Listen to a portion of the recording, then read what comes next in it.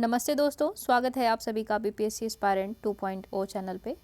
और आज की इस वीडियो में हम लोग छठी कक्षा की जो चैप्टर नंबर 2 है, हिस्ट्री की जो बुक है, उससे हम लोग उसके नोट्स को और एमसीक्यू को कवर करेंगे। और उससे रिलेटेड यानी चैप्टर से रिलेटेड जो वीडियो है वो पहले ही अपलोड किया जा चुका है चैनल पर। आप पहले उस वीडियो को देखें, उसके बाद इस वीडियो को देखें तो ज़्यादा ये यूज़फुल होगा। और पहले चैप्टर को अच्छे से पढ़ना चाहिए, उसके बाद नोट्स और एमसीक्यू करने चाहिए, तभी ज़्यादा फ़ायदा होता है। तो चलिए हम लोग नोट्स को देखते हैं कि इसमें आखेटक और खाद्य संग्राहकों की बात की गई है। और ये इस महाद्वीप में 20 लाख वर्ष पहले रहते थे और इन्हें यह नाम क्यों दिया गया, तो भोजन का इंतज़ाम करने की विधि के आधार पर दिया गया। ठीक है। और इनके भोजन में क्या था, तो भोजन में जानवरों का शिकार करते थे वो, मछलियाँ और चिड़ियाँ, फल फूल, दाने, पौधे, पत्ती, अंडे इत्यादि का उपयोग करते थे। ठीक है। और इस पीडीएफ में कुछ त्रुटियां हैं, अशुद्धियां हैं, उसको थोड़ा सा इग्नोर करेंगे आप। ठीक है। आगे है, एक स्थान से दूसरे स्थान पर इनके जाने का क्या कारण है, तो भोजन की तलाश में इन्हें एक स्थान से दूसरे स्थान पर जाना पड़ता था। चारे की तलाश में या जानवरों का शिकार करते हुए वे एक स्थान से दूसरे स्थान पर जाते थे। और अलग अलग मौसम में फल की तलाश और पानी की तलाश में ये जाते थे। ठीक है। नेक्स्ट है कि इन लोगों ने काम के लिए पत्थरों, लकड़ियों और हड्डियों के औजार बनाए थे। और आगे है, पुरास्थल उस स्थान को कहते हैं पुरास्थल जहाँ की औजार, बर्तन और इमारतें जैसी वस्तुओं के अवशेष मिले हैं।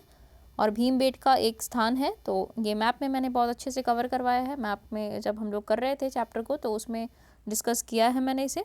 तो कहाँ है भीमबेटका? मध्य प्रदेश के इस पुरास्थल पर गुफाएँ व कंदराएँ मिली हैं और जहाँ लोग रहते थे, और ये नर्मदा घाटी के पास स्थित है। ठीक है। इसमें थोड़ा फुल स्टॉप पूर्ण विराम का अभाव है, तो वो थोड़ा ध्यान रखिएगा आप लोग। और आगे है कुरनूल गुफा। ठीक है। चैप्टर पढ़ते वक्त इसके इंपॉर्टेंस का भी जिक्र किया था मैंने। तो कहाँ है ये? आंध्र प्रदेश, यहाँ ही स्थित है आंध्र प्रदेश में। ठीक है। और यहाँ राख के अवशेष मिले हैं। इसका इस्तेमाल प्रकाश, मांस भुनने व खतरनाक जानवरों को दूर भगाने के लिए होता होगा। ठीक है, ऐसा अनुमान लगाया गया है। बाकी आगे है, लगभग 12,000 साल पहले जलवायु में बड़े बदलाव आए। यहाँ पे बदला लिखा हुआ है, बदलाव हो जाएगा। ठीक है, बदलाव आए। इसके परिणाम स्वरूप क्या हुए? कई घास वाले मैदान बनने लगे और हिरन, बारहसिंगा, भेड़, बकरी, गाय जैसे जानवरों की संख्या में बढ़ोतरी हुई। और मछली, एक मिनट है ना, ये यहीं तक रखते हैं। ये जो चौपाया जानवरों के नाम हैं, इनकी संख्या में वृद्धि हुई। ठीक है। और आगे देखते हैं, प्रारंभिक पशुपालक व कृषक के साक्ष्य क्या हैं। तो ये कहाँ कहाँ मिले हैं, तो ये है कि बुर्जहोम में मिला है। बुर्जहोम कहाँ है? कश्मीर में। और मेहरगढ़ में भी प्राप्त हुए हैं कृषि के साक्ष्य, ये पाकिस्तान में है। चिरांद बिहार में है।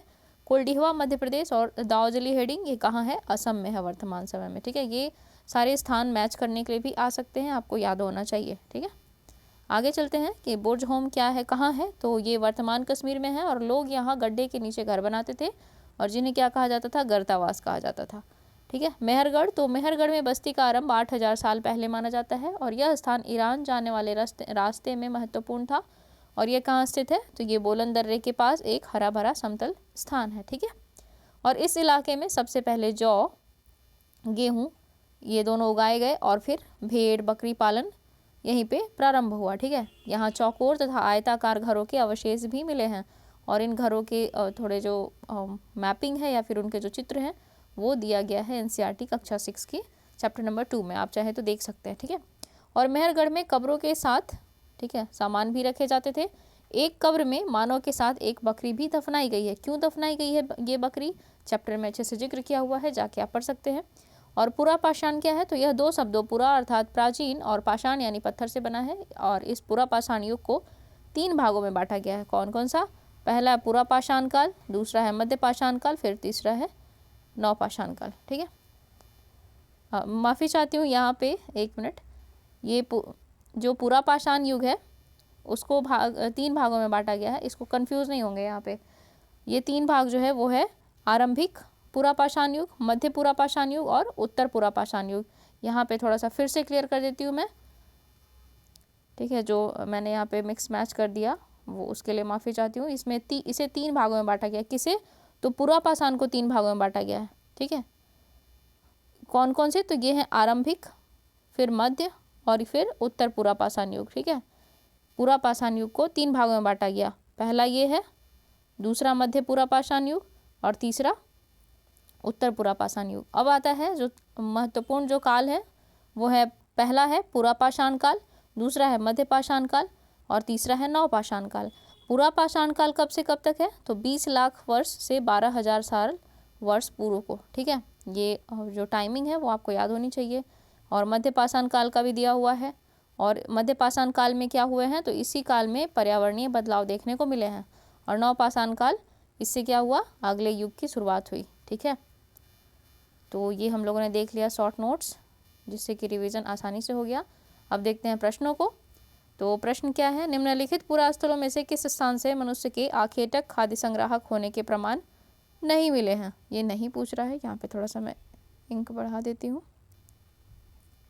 तो यहाँ पे आंसर हो जाएगा, ये भीमबेटका से भी मिला है, होशंगी से भी मिला है, कुरनूल गुफाओं से भी मिला है, तो ये चिरांद हो जाएगा, ठीक है। क्यों चिरांद होगा? जाके चैप्टर पढ़ सकते हैं। दूसरा प्रश्न है कि निम्नलिखित पुरास्थलों में से कौन से नवपाषाणिक पुरास्थल हैं? कौन से हैं भाई? तो इसके हो जाएंगे, मेहरगढ़ है, बुर्जहोम है, महगढ़ा है, कोल्डीवा है कि दावचली हेडिंग है? तो ये सभी हैं, अभी हमने ऊपर में पढ़ा था, ठीक है। 1 2 3 4 5।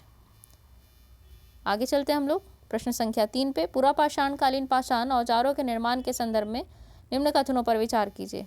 कौन कौन से? तो पहला कथन है, पत्थर के इन औजारों के बनाए जाने का स्थान उद्योग स्थल कहलाता है। और फिर पत्थर के इन औजारों के निर्माण में प्रयोग की जाने वाली तकनीक को दबाव सल्क तकनीक, प्रेशर फ्लैकिंग कहा जाता था, ठीक है। कौन से कथन सही है? तो ये हो जाएंगे दोनों, C 1 और 2 दोनों। आगे, निम्नलिखित में से राख के साक्ष्य किस पुरापाषाणिक स्थल से मिले हैं? किस पुरापाषाणिक स्थल से मिले हैं? तो इसका आंसर हो जाएगा कुरनूल गुफा। कहाँ है ये? आंध्र प्रदेश में, ठीक है, आंध्र प्रदेश। ये डिजिटल बोर्ड पे मेरी राइटिंग बहुत ज़्यादा ही खराब दिखती है, उसको थोड़ा इग्नोर कर दें आप लोग।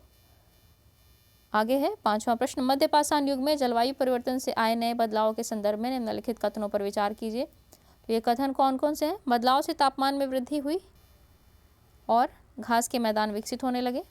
इसी काल में मछली भोजन का महत्वपूर्ण स्रोत बनी और गेहूँ, जौ और धान जैसे अनाज प्राकृतिक रूप से उगने लगे थे। तो कौन से कथन सत्य हैं? तो इसमें हो जाएगा D 1 2 3 सभी सही हैं, ठीक है। 6ठा प्रश्न देखते हैं हम लोग। मानव सभ्यता के आरंभिक काल प्रागैतिहासिक काल को सुविधानुसार 3 भागों में बांटा गया है। निम्नलिखित में से कौन सा उन 3 में नहीं आता है? ठीक है, कौन सा उन 3 में नहीं आता है? आरंभिक काल की बात हो रही है, ठीक है, आरंभिक काल की बात हो रही है। तो कौन सा नहीं आता है? सोचिए। तो ये आ जाएगा महापाषाण काल, ठीक है, महापाषाण काल उसमें नहीं आता है।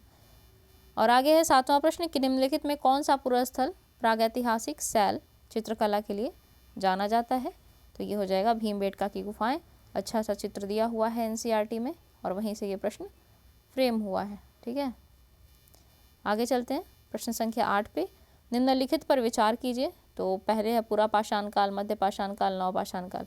उपयुक्त में से किन काल के औजारों को माइक्रोलिथ अथवा लघु पाषाण कहते हैं? ठीक है, किसे कहते हैं भाई? तो ये केवल 2 मध्यपाषाण काल के ही जो औजार हैं उनको कहते हैं माइक्रोलिथ, ठीक है। आगे हम लोग देखते हैं प्रश्न संख्या 9 कि हुंसगी या हुसंगी, इसको जो भी पढ़ना है हुंसगी ही होगा वैसे तो सही इसका उच्चारण। इसके संदर्भ में निम्नलिखित कथनों पर विचार कीजिए। तो पहला कथन है हुंसगी से पुरापाषाण युग के कई साक्ष्य प्राप्त हुए हैं। और दूसरा है यहाँ से प्राप्त अधिकांश औजार बलुआ पत्थरों से बनाए जाते थे। तो इसका क्या हो जाएगा सही आंसर? इसका हो जाएगा केवल 1, ठीक है, केवल 1, अर्थात हुंसगी से पुरापाषाण युग के कई साक्ष्य प्राप्त हुए हैं। ये बलुआ पत्थर वगैरह वाला जो ऑप्शन दिया है वो गलत है। आगे है 10वां प्रश्न, भारत में शुतुरमुर्ग के साक्ष्यों के संदर्भ में निम्न कथनों पर विचार कीजिए। पहला कथन है भारत में शुतुरमुर्ग के होने के प्राचीनतम प्रमाण नवपाषाण युग से प्राप्त हुए हैं। फिर आगे है आंध्र प्रदेश के पटने नामक पुरास्थल से शुतुरमुर्ग के अंडों के अवशेष मिले हैं। और प्रागैतिहासिक काल में शुतुरमुर्ग के अंडों के छिलकों पर चित्रांकन और इनसे मनके बनाए जाने के प्रमाण मिले हैं। तो कौन से कथन सही है? तो इसका हो जाएगा केवल 3, ठीक है, केवल 3 इसका सही हो जाएगा। तो ये था आज का प्रश्न और सभी के उत्तर हम लोगों ने देख लिए हैं। बाकी नोट्स भी शेयर किया है मैंने इस वीडियो में और इससे पहले चैप्टर से रिलेटेड जो वीडियो है वो भी अपलोड किया जा चुका है। और उम्मीदतन कि ये आज का लास्ट वीडियो होगा। बाकी सभी वीडियो जो चैप्टर से सब्जेक्ट से रिलेटेड वीडियो हैं वो कल सुबह में अपलोड करूँगी मैं इस चैनल पे। बाकी फ़िलहाल के लिए आज के इस वीडियो में इतना ही। उम्मीद है ये वीडियो आपको हेल्पफुल लगा होगा, और फ़िलहाल के लिए इसको यहीं रखते हैं। मिलती हूँ आपसे अगले वीडियो में, तब तक के लिए ख्याल रखें। धन्यवाद।